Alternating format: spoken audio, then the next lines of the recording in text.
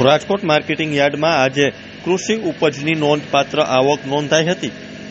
ખેડૂતો દ્વારા વિવિધ પાકોની ઉપજ વેચાણ માટે માર્કેટિંગ યાર્ડમાં લાવવામાં આવી હતી, જેના કારણે આજે યાર્ડમાં ભારે ચહલપહલ જોવા મળી હતી.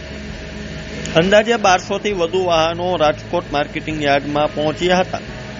યાર્ડમાં આવતી ઉપજને ધ્યાનમાં રાખીને વાહનોને ક્રમવાઇઝ પ્રવેશ આપવામાં આવ્યો હતો અને વ્યવસ્થિત રીતે ઉતરાઈ કરવાની પ્રક્રિયા હાથ ધરવામાં આવી હતી. આજે માર્કેટિંગ યાર્ડમાં કપાસ, ઘઉં, ચણા, મગફળી, વટાણા, લસણ, સફેદ તલ, રાઈ અથવા રાયડો, મેથી, સિંગફાળા અને જીરું સહિતની વિવિધ કૃષિ ઉપજની આવક નોંધાઈ હતી. મળતી માહિતી અનુસાર કપાસની આવક અંદાજે 6300 મણ જેટલી રહી હતી. ઘઉંની આવક સૌથી વધુ નોંધાઈ હતી અને લગભગ 68000 મણ ઘઉં મગફળી યાર્ડમાં આવી હતી. ચણાની આવક પણ નોંધપાત્ર રહી હતી અને અંદાજે 31300 મણ ચણા વેચવામાં આવ્યા હતા. મગફળીની આવક લગભગ 7500 મણ નોંધાઈ હતી, જેમાં અંદાજે 5000 ગુણી મગફળીની આવી હતી.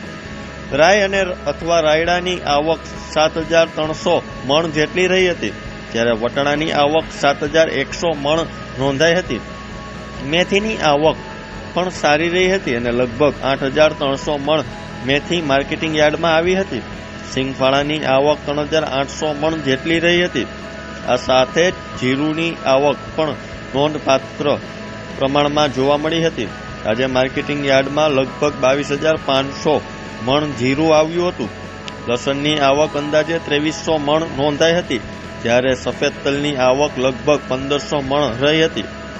ભાવની વાત કરવામાં આવે તો ઘઉંના ભાવ 436થી 560, કપાસના ભાવ 1350થી 1603 રૂપિયા, જીરુનો ભાવ 3470થી 4080 રૂપિયા, મગફળીનો ભાવ 1100 થી 1500 રૂપિયા, સિંગફાળાના ભાવ 1250થી 1625 રૂપિયા, વટાણાના ભાવ 810 થી 1150 રૂપિયા, લસણના ભાવ 915 થી 1600 રૂપિયા, મેથીના ભાવ 850 થી 1600 રૂપિયા, તલના ભાવ 1350 થી 2112 રૂપિયા, રાઈના ભાવ 1080 થી 1350 રૂપિયા એક મણના બોલાયા હતા. માર્કેટિંગ યાર્ડમાં આવેલી તમામ વાહનોને ક્રમવાઇઝ પ્રવેશ આપવામાં આવ્યો હતો, જેથી ટ્રાફિક અને ભીડની સમસ્યા ઊભી ન થાય.